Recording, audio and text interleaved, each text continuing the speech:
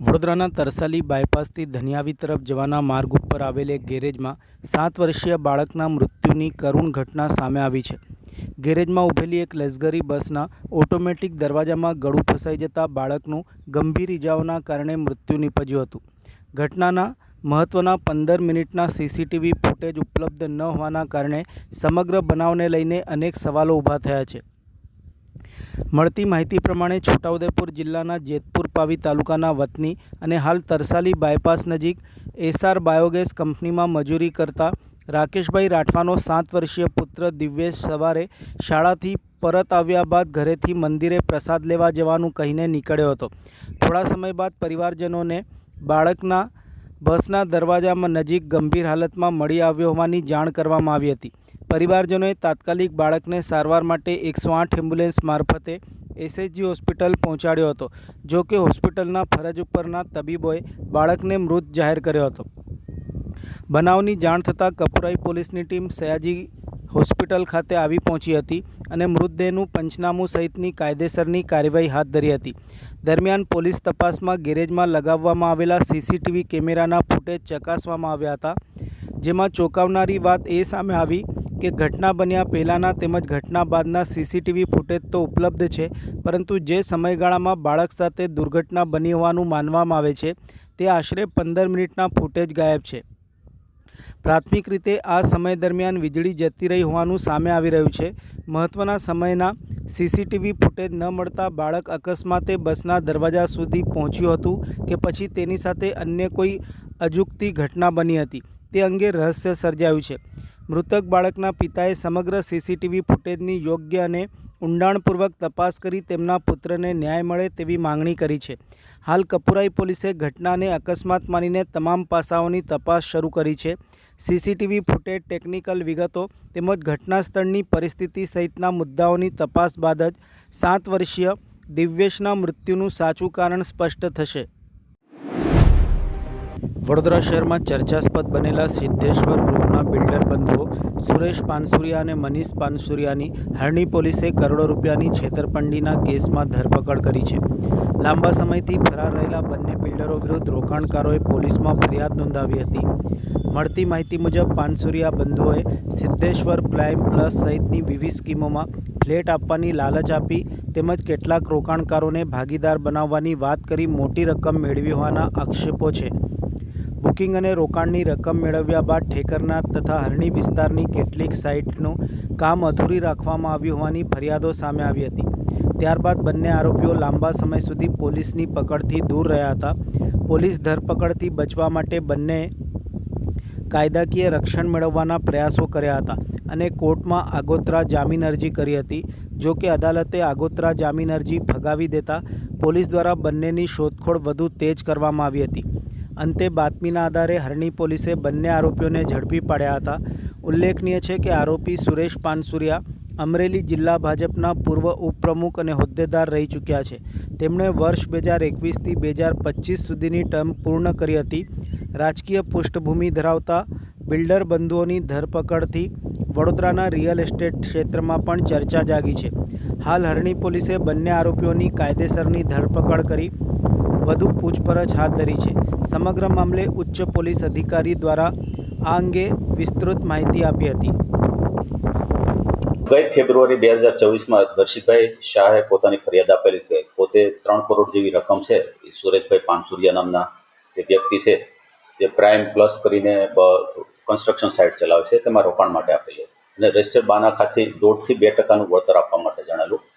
શરૂઆતમાં એને થોડો સમય માટે વળતર આપેલું અને બાદ પછી વળતર બાબતે વાતચીત કરતા સુરેશ પાનસુરિયાએ કોઈ સંતોષકારક જવાબ આપેલો નહીં.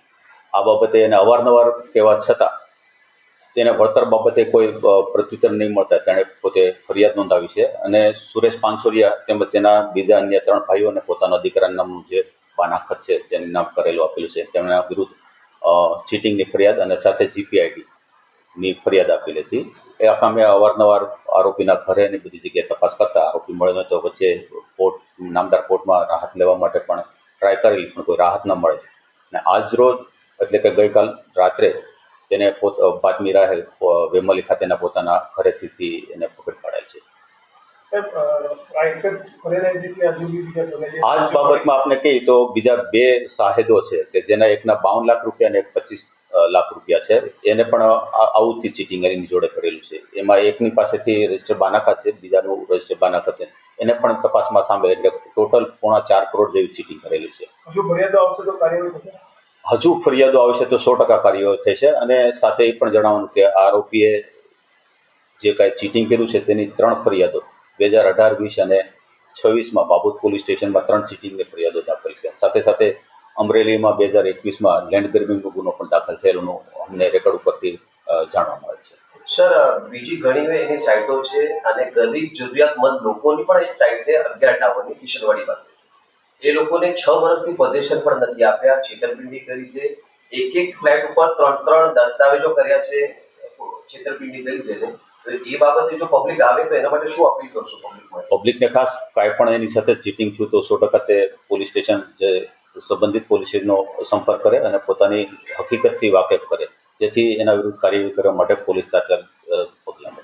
સાહેબ, અત્યાર સુધી એમને ક્યાં ક્યાં આશ્રય લીધો છે તો એ પણ ગુનેગાર થઈ શકે ને? હા, પોતો અમરેલીના સાવરકુંડલા છે ત્યાં રહે છે, પોતાનો વતની છે, એટલે પોતાના ઘરે અને આજુબાજુ પોતાના સમ વિસ્તારમાં થતો વાડી વિસ્તારમાં આશરો લેવાનું જણાવે છે. અને હાલ પણ તેની આરોપીની પૂછપરછ શરૂ છે. નાણાં બાબતે પૂછતા કે પોતે મંદીને કારણે આર્થિક સંકળામણમાં આવી ગયો હતો, એની હિસાબે સમયસર પૈસા નહોતી આપ્યો, અત્યારે એવું રટણ છે. છતાં પણ ઇન્ટ્રોગેશન માટે અને વધુ તપાસ માટે નામદાર કોર્ટમાં રિમાન્ડ માટે રજૂ કરવામાં આવશે. વડોદરાના સમાસાવલી વિસ્તારમાં આવેલી હરિઓમ કાઠિયાવાડી હોટલમાં આરોગ્ય વિભાગે દરોડો પાડી ચેકિંગ હાથ ધરતા ચોંકાવનારી હકીકતો સામે આવી છે. હોટલના રસોડામાં અત્યંત ગંદકી વચ્ચે ભોજન તૈયાર કરવામાં આવતું હોવાનું સામે આવ્યું હતું. ફ્રીજમાં ભારોભાર ગંદકી, જ્યારે રો મટીરિયલના સ્ટોરેજ વિસ્તારમાં પણ સ્વચ્છતાના ધજાગરા ઉડતા જોવા મળ્યા હતા. લોકોના આરોગ્ય સાથે ચેડા થવાની ગંભીર શક્યતાને ધ્યાનમાં રાખીને આરોગ્ય વિભાગે હોટલને તાત્કાલિક બંધ કરાવી કાર્યવાહી હાથ ધરી હતી. સમાસાવલી રોડ વિસ્તારમાં આવેલી હરિઓમ કાઠિયાવાડી હોટલમાં આરોગ્ય વિભાગની ટીમ દ્વારા અચાનક ચેકિંગ કરવામાં આવ્યું હતું. ચેકિંગ દરમિયાન હોટલના રસોડામાં સ્વચ્છતાના નિયમોના ઉલ્લંઘનની ગંભીર બાબતો સામે આવી હતી. જ્યાં ભોજન તૈયાર કરવામાં આવતું હતું ત્યાં જ ગંદકી જોવા મળી હતી. હોટલના ફ્રીજની અંદર પણ ભારે ગંદકી જોવા મળી હતી. બીજી તરફ રો મટીરિયલ એટલે કે ખાદ્ય સામગ્રીના સ્ટોરેજ વિસ્તારમાં પણ સ્વચ્છતાના અભાવની સ્થિતિ સામે આવી હતી. હોટલમાં આ પ્રકારની પરિસ્થિતિમાં ખાદ્ય પદાર્થો તૈયાર કરવામાં આવતા હોય તો તે ગ્રાહકોના સ્વાસ્થ્ય માટે જોખમી બની શકે છે. બહારથી સ્વચ્છ અને સારી દેખાતી હોટલની રસોડાની અંદરની સ્થિતિ કેટલી ગંભીર હોઈ શકે છે તેનો આ કિસ્સો ઉદાહરણ છે. મહારાષ્ટ્રમાં અધિકારી તુકારામ મુંડે પોતાની કડક અને નિયમ આધારિત કામગીરી માટે જાણીતા રહ્યા છે. જાહેર આરોગ્ય અને નિયમોના ભંગના મામલે કોઈપણ પ્રકારની બેદરકારી ચલાવી ન લેવાની તેમની કાર્યશૈલી પણ ચર્ચામાં રહી છે. એ જ રીતે અહીં પણ લોકોના સ્વાસ્થ્ય સાથે સંકળાયેલા મામલે તંત્ર માત્ર કાગળ પર કાર્યવાહી નહીં પરંતુ સતત અને કડક ચેકિંગ કરે તે જરૂરિયાત છે. કારણ કે હોટલમાં ખાવા જતા ગ્રાહકોને રસોડાની અંદર શું સ્થિતિ છે તેની જાણ હોતી નથી. તેઓ હોટલના ખોરાક પર વિશ્વાસ રાખે છે, ત્યારે ખાદ્ય પદાર્થો બનાવવાની જગ્યાએ ગંદકી જોવા મળે અને છતાં ગ્રાહકોને ભોજન પીરસવામાં આવે તો તે ગંભીર બાબત બની જાય છે. આરોગ્ય વિભાગે હાલ હોટલ બંધ કરાવી વધુ કાર્યવાહી હાથ ધરી છે. હવે સવાલ એ છે કે આવી હોટલો સામે માત્ર દરોડા પૂરતી કાર્યવાહી થશે કે પછી નિયમિત ચેકિંગ અને કડક દંડની કાર્યવાહી પણ કરવામાં આવશે. અધિકારી PM ભાવસાર દ્વારા જણાવ્યું હતું કે લોકોના સ્વાસ્થ્ય સાથે ચેડા કરનાર ખાદ્ય વ્યવસાયિકો સામે નિયમ મુજબ કડક કાર્યવાહી કરવામાં આવશે. આ ઘટનાએ ફરી એક વખત સવાલ ઊભો કર્યો છે કે ગ્રાહકોના સ્વાસ્થ્ય સાથે જોડાયેલા ખાદ્ય વ્યવસાયોમાં સ્વચ્છતા અંગેના નિયમોનું કેટલું પાલન થાય છે. આરોગ્ય વિભાગે હવે આવી કાર્યવાહી માત્ર એકાદ હોટલ પૂરતી સીમિત ન રાખી શહેરની અન્ય હોટલો અને ખાણીપીણીની દુકાનોમાં પણ નિયમિત ચેકિંગ હાથ ધરવું જોઈએ તેવી લોકોની પણ માંગ છે. ચેકિંગ હાથ ધરવામાં આવ્યું છે, ક્યાં ક્યાં ચેકિંગ હાથ ધરવામાં આવ્યું છે અને કયા સદર્ભે આજે ચેકિંગની કામગીરી કરવામાં? રાજ્ય સરકારના આદેશ મુજબ આજે વડોદરા શહેરના 4 ઝોનમાં હોટલ રેસ્ટોરન્ટના ચેકિંગની કાર્યવાહી હાથ ધરવામાં આવેલ છે. અને ઉત્તર ઝોનમાં આજે રોજ અમે સમાસાવલી રોડ પર આવેલ હરિઓમ દાલબાટી તેમજ હરિઓમ કાઠિયાવાડી જે રેસ્ટોરન્ટ છે તેની ઇન્સ્પેક્શનની કાર્યવાહી હાથ ધરવામાં આવેલ છે. વડોદરા શહેર કોંગ્રેસ દ્વારા આજે 20મી ઓગસ્ટ 2026ના ગુરુવારના રોજ ભારતના પૂર્વ વડાપ્રધાન અને કોંગ્રેસના વરિષ્ઠ નેતા સ્વર્ગીય રાજીવ ગાંધીની 82મી જન્મજયંતિ નિમિત્તે લકડી પુલ સ્થિત કોંગ્રેસ કાર્યાલય ખાતે પુષ્પાંજલિ કાર્યક્રમ યોજાયો હતો. કાર્યક્રમ દરમિયાન સ્વર્ગીય રાજીવ ગાંધીજીની પ્રતિમાને કોંગ્રેસના આગેવાનો, શહેર કોંગ્રેસના પ્રમુખ, કાઉન્સિલરો તથા કાર્યકરોએ પુષ્પાંજલિ અર્પણ કરી હતી અને તેમના રાષ્ટ્રસેવા તથા આધુનિક ભારતના નિર્માણમાં આપેલા યોગદાનને યાદ કર્યું હતું. સ્વર્ગીય રાજીવ ગાંધી ભારતના સૌથી યુવા વડાપ્રધાન બન્યા હતા. તેમને દેશના આધુનિકરણ, ટેકનોલોજી, શિક્ષણ અને સંચાર ક્ષેત્રે નવી દિશા આપવાનો પ્રયાસ કર્યા હતા. ખાસ કરીને દેશમાં કમ્પ્યુટર અને ટેલિકોમ ક્ષેત્રના વિકાસને વેગ આપવા માટે તેમના યોગદાનને યાદ કરવામાં આવે છે. યુવાનોને દેશના વિકાસમાં વધુ સક્રિય ભાગીદાર બનાવવાની દિશામાં પણ તેમણે મહત્ત્વપૂર્ણ પ્રયાસો કર્યા હતા. આ પ્રસંગે કોંગ્રેસના આગેવાનો અને કાર્યકરોએ સ્વર્ગીય રાજીવ ગાંધીના વિચારો અને દેશના વિકાસ માટેના તેમના યોગદાનને યાદ કરી તેમને શ્રદ્ધાંજલિ અર્પણ કરી હતી.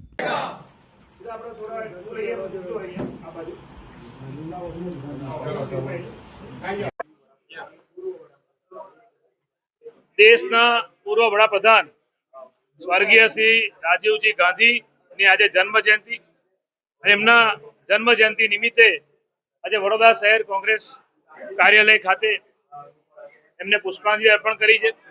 સાથે સાથે વોર્ડ કક્ષાએ ટ્રી પ્લાન્ટેશનના કાર્યક્રમ કર્યા છે અને છોડ વિતરણના પણ કાર્યક્રમ કરવાના છે. આજે રાજીવજી ગાંધીને ખાસ એટલે યાદ કરીએ કે યુવાનોના માટે પ્રેરણા સ્ત્રોત કહેવાય. 21 વર્ષનો મતનો અધિકાર 18 વર્ષનો કર્યો. 33% મહિલાઓની ભાગીદારીની શરૂઆત કરાઈ, આજે 50% છે. અને પંચાયતી રાજ મજબૂત કર્યું. ખેડૂતોની સાથે હરિત ક્રાંતિમાં વધારે મજબૂતાઈથી પગલાં લીધા અને આ દેશમાં જે આ ટેકનોલોજી, જે સોશિયલ મીડિયાની ક્રાંતિ જે લાયા એ રાજીવજી ગાંધી લાયા. ત્યારે એવા રાજીવજી ગાંધીને આજે યાદ કરીએ છીએ, નમન કરીએ છીએ અને એમને શ્રદ્ધાંજલિ અર્પણ કરીએ છીએ. વડોદરાના ભાયલી વિસ્તારમાં બનેલા ચકચારી સામૂહિક દુષ્કર્મ કેસમાં પોસ્કો કોર્ટે આજે 20મી ઓગસ્ટે મહત્વપૂર્ણ ચુકાદો આપ્યો છે. કોર્ટે કેસમાં સંડોવાયેલા તમામ 5 આરોપીઓને દોષિત ઠેરવ્યા છે.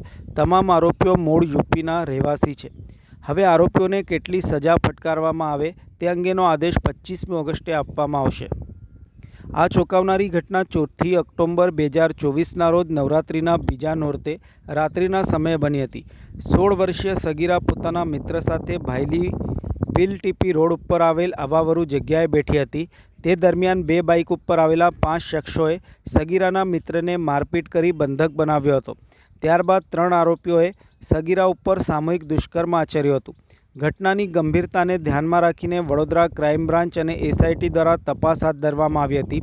પોલીસે સીસીટીવી ફૂટેજ અને ટેકનિકલ સર્વેલન્સના આધારે મુખ્ય આરોપીઓ મુમતાજ ઉર્ફે આફતાબ સુબેદાર બંજારા, મુન્ના અબ્બાસ બંજારા અને શાહરૂખ બંજારાની ધરપકડ કરી હતી. જ્યારે મદદગારી કરનાર સૈફ અલી બંજારા અને અજમલ બંજારાને પણ ઝડપી લેવામાં આવ્યા હતા. તમામ આરોપીઓ વડોદરામાં મજૂરી કામ કરતા હતા. ક્રાઇમ બ્રાન્ચે ઝડપી ગતિએ તપાસ પૂર્ણ કરીને ઘટનાના માત્ર 17 દિવસમાં એટલે કે 22 ઓક્ટોબર 2024ના રોજ પોસ્કો અને સામૂહિક દુષ્કર્મ સહિતની કલમો હેઠળ અંદાજે 6000 પાનાનું ચાર્જશીટ કોર્ટમાં રજૂ કર્યું હતું. કેસની સુનાવણી દરમિયાન 100થી વધુ સાક્ષીઓના નિવેદન લેવામાં આવ્યા હતા. કોર્ટ સમક્ષ ડીએનએ રિપોર્ટ, એફએસએલના વૈજ્ઞાનિક પુરાવા, મેડિકલ રિપોર્ટ અને સીસીટીવી ફૂટેજ સહિતના પુરાવાઓ રજૂ કરવામાં આવ્યા હતા. લાંબી સુનાવણી બાદ અદાલતે તમામ 5 આરોપીઓને દોષિત ઠેરવ્યા છે. આ કેસની ગંભીરતાને ધ્યાનમાં રાખીને રાજ્ય સરકારે સરકારી પક્ષ તરફથી મુખ્ય સરકારી વકીલ અનિલ દેસાઈ અને સ્પેશિયલ સરકારી વકીલ શૈલેષ પટેલ સહિતની ટીમની નિમણૂક કરી હતી. હવે 25મી ઓગસ્ટે અદાલત દ્વારા તમામ 5 દોષિતોને સજા સંભળાવવામાં આવશે. ચુકાદો વડોદરા શહેરમાં 4 ઓક્ટોબર 2024ની રાત્રે ખરેખર એક શરમજનક બનાવ બનેલો, જેમાં 16 વર્ષની યુવતી પોતાના મિત્ર સાથે બેઠેલી હતી ત્યારે મધરાતે તેની સાથે દુષ્કર્મનું કૃત્ય કરવામાં આવેલ. દુષ્કર્મનું કૃત્ય કરનાર અજાણ્યા ઈસમો હતા અને પોલીસ પાસે પણ એને લગતા કોઈ ખાસ માહિતી અને પુરાવા ન હતા. તેમ છતાંય વડોદરા શહેર ડીસીબી પોલીસ અને વડોદરા તાલુકા પોલીસે ખૂબ જ મહેનત કરી અને દુષ્કર્મ કરનાર 5 વ્યક્તિઓને ધરપકડ કરી અને તેમની સામે ચાર્જશીટ કરેલું. પોલીસે આ કામે ઘણા બધા પુરાવા મૂકેલા હતા અને કેસની ઇન્સાફી કાર્યવાહી કોર્ટ સમક્ષ શરૂ થતાં સરકારશ્રી દ્વારા એ કેસની ઇન્સાફી કાર્યવાહી માટે સુરતના મુખ્ય જિલ્લા સરકારી વકીલ શ્રી નયનભાઈ સુખડવાલા, વડોદરાના મુખ્ય જિલ્લા સરકારી વકીલ શ્રી અનિલભાઈ દેસાઈ અને મારી ખાસ સરકારી વકીલ તરીકે નિમણૂક કરેલી. આ કેસની શરૂઆત થતાં અમે આ કેસ સાબિત કરવા કુલ 45 સાક્ષીઓને તપાસેલા, જેમાં ભોગ બનનાર, એની માતા, એનો મિત્ર, એનો ભાઈ, ડૉક્ટર્સ, ફોરેન્સિક સાયન્સ અને અન્ય પુરાવા સાથે કુલ 315 દસ્તાવેજી પુરાવા રજૂ કરવામાં આવેલા.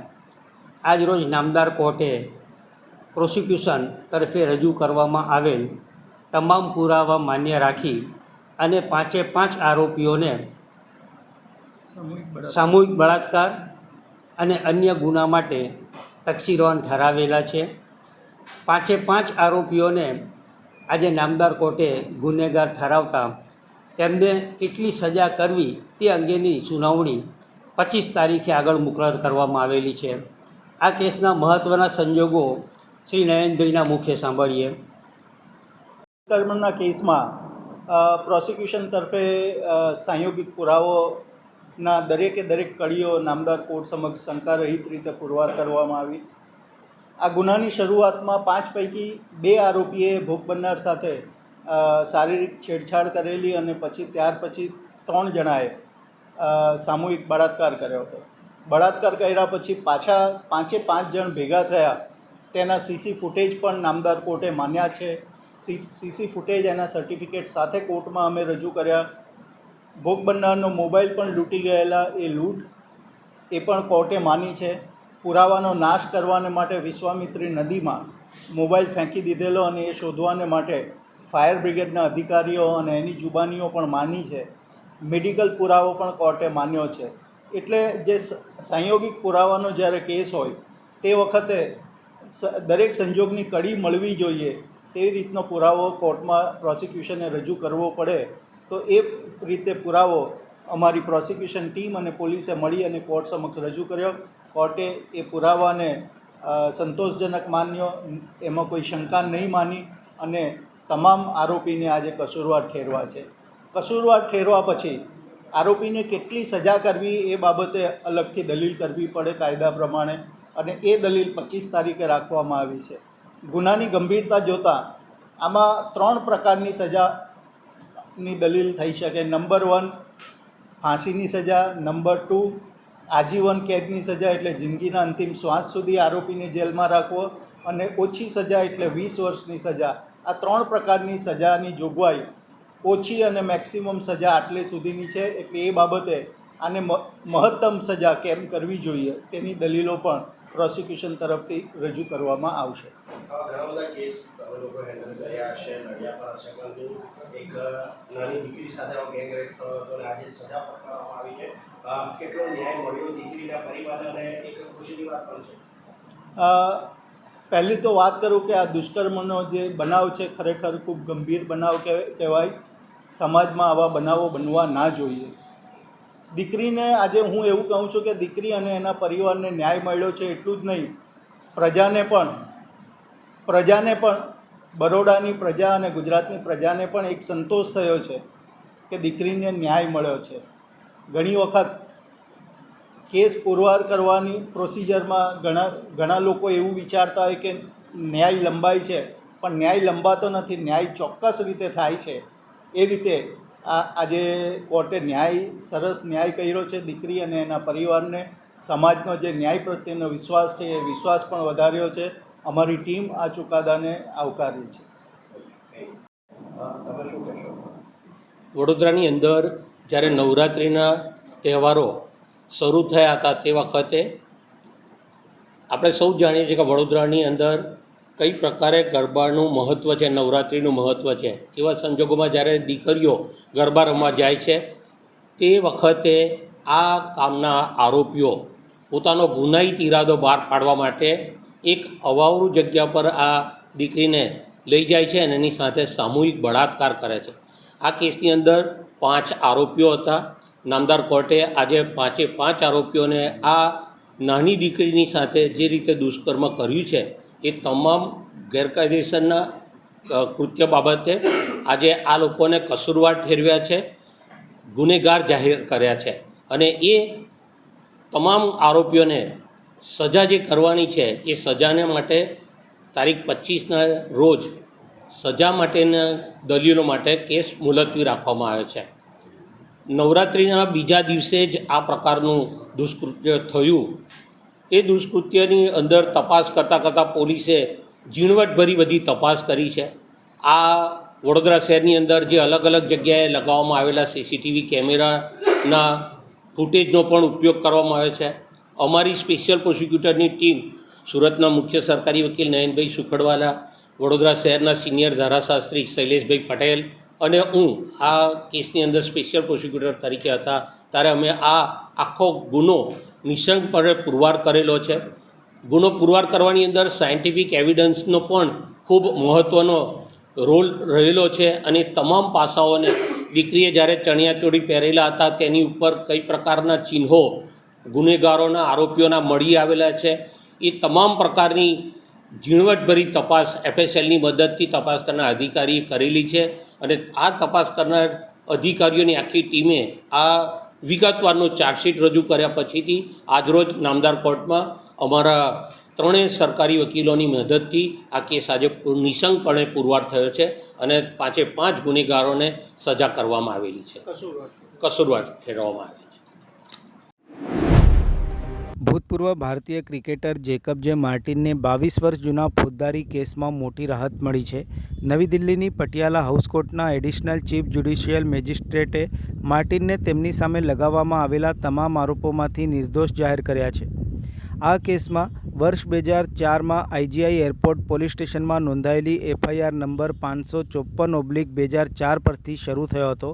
કેસમાં IPCની કલમ 420, 468, 471 અને 120B ઉપરાંત પાસપોર્ટ એક્ટની કલમ 12 હેઠળ આરોપો મૂકવામાં આવ્યા હતા. કથિત રીતે મુસાફરીની વ્યવસ્થા અને બનાવટી UK ઇમિગ્રેશન સ્ટેમ્પ સાથે જોડાયેલા આક્ષેપોને લઈને તપાસ કરવામાં આવી હતી. કોર્ટ સમક્ષ રજૂ થયેલા પુરાવાઓની તપાસ દરમિયાન પ્રોસિક્યુશન માર્ટિન સામેના આરોપોને વિશ્વસનીય રીતે સાબિત કરી શક્યું ન હતું. માર્ટિન સાથે કોઈ વિશ્વસનીય નાણાકીય લેવડ દેવડ, સ્પોર્ટ્સ ક્લબ, તેમનું માલિકીનું હક કે નિયંત્રણ તેમજ કથિત બનાવટી ઇમિગ્રેશન સ્ટેમ્પની વ્યવસ્થા સાથે તેમનો સીધો સંબંધ હોવાનો પૂરતા પુરાવા સામે આવ્યા ન હતા. કેસના કેટલાક જાહેર સાક્ષીઓના નિવેદનો પણ પ્રોસિક્યુશનના દાવાને મજબૂત બનાવી શક્યા ન હતા. કેટલાક સાક્ષીઓ પોતાના અગાઉના નિવેદનોથી અલગ થયા હતા, જ્યારે લાંબો સમય વીતી જવાના કારણે કેટલાક સાક્ષીઓ માર્ટિનને ઓળખી પણ શક્યા ન હતા. આ તમામ પાસાઓને ધ્યાનમાં લેતા કોર્ટે પ્રોસિક્યુશન આરોપો સાબિત કરવામાં નિષ્ફળ રહ્યું હોવાનું માની જેકબ માર્ટિનને નિર્દોષ જાહેર કર્યો છે. 22 વર્ષ પહેલાં મારી એક ટીમ UK રમવા ગઈ હતી. એ UK ટીમમાંથી બધા લોકો પાછા આવી ગયા હતા. એક છોકરો ઓવરસ્ટે કરી ગયો હતો અને ત્યાં જ રોકાઈ ગયો હતો. બધા લોકો પાછા આવી ગયા હતા. હવે એ છોકરો જે ઓવરસ્ટે કરી ગયો હતો એનો વિઝા જે એક્સપાયર થતો હતો 6 મહિના તો એ ત્યારે એને ત્યાં યુકેમાં ફેક પાસપોર્ટ વર્ક પરમિટ બનાવી અને એ ફેક વર્ક પરમિટ પર એ પાછો ઇન્ડિયા આવવા ગયો ત્યારે એ પકડાઈ ગયો. અને એના પછી જ્યારે પોલીસે ઇન્વેસ્ટિગેશન કરી, દિલ્હી પોલીસે IGI એરપોર્ટ પર કરી તો એને રોકીને પછી એને ઇન્વેસ્ટિગેશન કર્યું. મારું નામ FIRમાં પણ નહોતું, પણ જ્યારે આ માણસે કીધું કે હું આવી ટીમ જોડે ગયો હતો એટલે ઇન્વેસ્ટિગેશનમાં મારું નામ આવ્યું એટલે મને પછી ત્યાં એ લોકોએ ઇન્વોલ્વ કર્યો. એ પછી કેસ બન્યો, મેટર બન્યો અને મેટરમાં મને અમુક કલમો લાગી. એના પર મને જેલ થઈ હતી અને મહિનાની, અને એના પછી મને બેલ મળી. બેલ મળ્યા પછી આ કેસ ચાલ્યો અને એના પછી પુરાવો પર આવ્યો. જ્યારે પુરાવો હતા તો કોઈ મારા નામનો પુરાવા નહોતા. બધો ખાલી મારો તો એક એવું કે મારી ટીમ જોડે ગયો હતો એટલે મારું નામ ક્રિકેટના જગતમાં મોટું છે અને BCCI ક્રિકેટના લીધે આ નામ વધારે ચગી ગયું હતું અને મીડિયા હાઈપ બહુ મોટો કેસ થયો હતો. એના સંદર્ભે આમના જે કેસનો ચુકાદો આવ્યો છે એ કેસમાં મને બાઇજ્જત બરી કરેલું છે અને મને ન્યાય પર વિશ્વાસ હતો કે મારી જીત થશે અને ન્યાયે મને બહુ સારી રીતના આ જજમેન્ટ આપ્યો છે. વડોદરા શહેરમાં ચર્ચાસ્પદ બનેલા સિદ્ધેશ્વર ગ્રુપના બિલ્ડર બંધુઓ સુરેશ પાનસુરિયા અને મનીષ પાનસુરિયાની હરણી પોલીસે કરોડો રૂપિયાની છેતરપિંડીના કેસમાં ધરપકડ કરી છે. લાંબા સમયથી ફરાર રહેલા બંને બિલ્ડરો વિરુદ્ધ રોકાણકારોએ પોલીસમાં ફરિયાદ નોંધાવી હતી. મળતી માહિતી મુજબ પાનસુરિયા બંધુઓએ સિદ્ધેશ્વર પ્રાઇમ પ્લસ સહિતની વિવિધ સ્કીમોમાં ફ્લેટ આપવાની લાલચ આપી તેમજ કેટલાક રોકાણકારોને ભાગીદાર બનાવવાની વાત કરી મોટી રકમ મેળવી હોવાના આક્ષેપો છે. બુકિંગ અને રોકાણની રકમ મેળવ્યા બાદ ઠેકરના તથા હરણી વિસ્તારની કેટલીક સાઇટનું કામ અધૂરી રાખવામાં આવ્યું હોવાની ફરિયાદો સામે આવી હતી. ત્યારબાદ બંને આરોપીઓ લાંબા સમય સુધી પોલીસની પકડથી દૂર રહ્યા હતા. પોલીસ ધરપકડથી બચવા માટે બંને કાયદાકીય રક્ષણ મેળવવાના પ્રયાસો કર્યા હતા અને કોર્ટમાં આગોતરા જામીન અરજી કરી હતી. જો કે અદાલતે આગોતરા જામીન અરજી ફગાવી દેતા પોલીસ દ્વારા બંનેની શોધખોળ વધુ તેજ કરવામાં આવી હતી. અંતે બાતમીના આધારે હરણી પોલીસે બંને આરોપીઓને ઝડપી પાડ્યા હતા. ઉલ્લેખનીય છે કે આરોપી સુરેશ પાનસુરિયા અમરેલી જિલ્લા ભાજપના પૂર્વ ઉપપ્રમુખ અને હોદ્દેદાર રહી ચૂક્યા છે. તેમણે વર્ષ 2021થી 2025 સુધીની ટર્મ પૂર્ણ કરી હતી. રાજકીય પૃષ્ઠભૂમિ ધરાવતા બિલ્ડર બંધુઓની ધરપકડથી વડોદરાના રિયલ એસ્ટેટ ક્ષેત્રમાં પણ ચર્ચા જાગી છે. હાલ હરણી પોલીસે બંને આરોપીઓની કાયદેસરની ધરપકડ કરી વધુ પૂછપરછ હાથ ધરી છે. સમગ્ર મામલે ઉચ્ચ પોલીસ અધિકારી દ્વારા આ અંગે વિસ્તૃત માહિતી આપી હતી. ગઈ ફેબ્રુઆરી 2024માં દર્શિતભાઈ શાહે પોતાની ફરિયાદ આપેલી છે. પોતે 3 કરોડ જેવી રકમ છે એ સુરેશભાઈ પાનસુરિયા નામના જે વ્યક્તિ છે જે પ્રાઇમ પ્લસ કરીને કન્સ્ટ્રક્શન સાઇટ ચલાવે છે તેમાં રોકાણ માટે આપેલું અને રજિસ્ટર બાના ખાતે 1.5 થી 2% વળતર આપવા માટે જણાવેલું. શરૂઆતમાં એને થોડો સમય માટે વળતર આપેલું અને બાદ પછી વળતર બાબતે વાતચીત કરતા સુરેશ પાનસુરિયાએ કોઈ સંતોષકારક જવાબ આપેલો નહીં.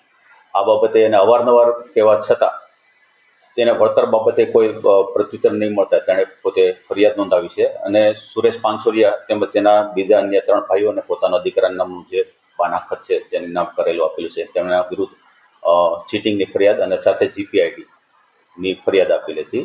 એ કામે અવારનવાર આરોપીના ઘરે અને બધી જગ્યાએ તપાસ કરતા આરોપી મળ્યો તો વચ્ચે નામદાર કોર્ટમાં રાહત લેવા માટે પણ ટ્રાય કરેલી પણ કોઈ રાહત ન મળે. અને આજ રોજ એટલે કે ગઈકાલ રાત્રે તેને બાતમી રાહે વેમલી ખાતેના પોતાના ઘરેથી એને પકડી પાડેલ છે.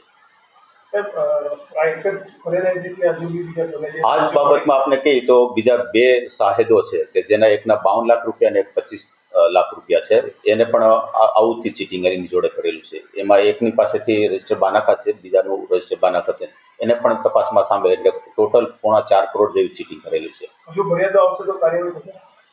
ફરિયાદો આવશે તો 100% કાર્યવાહી થશે. અને સાથે એ પણ જણાવવાનું કે આરોપીએ જે કાંઈ ચીટિંગ કર્યું છે તેની 3 ફરિયાદો 2018, 20 અને 26માં બાબોદ પોલીસ સ્ટેશનમાં 3 ચીટિંગની ફરિયાદો દાખલ છે. સાથે સાથે અમરેલીમાં 2021માં લેન્ડ ગ્રેબિંગનો ગુનો પણ દાખલ થયેલો અમને રેકોર્ડ ઉપરથી જાણવા મળે છે.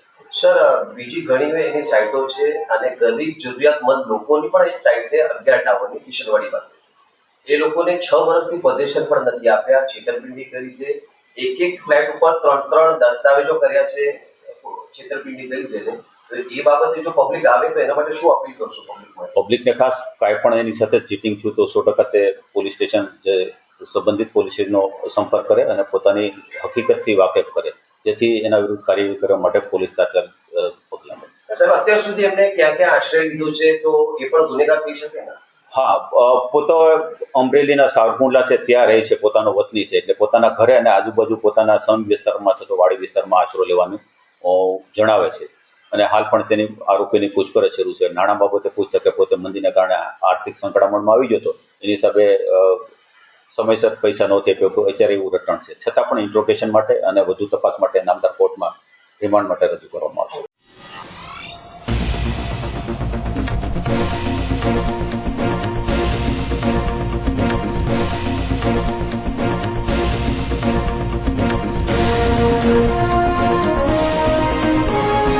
છે.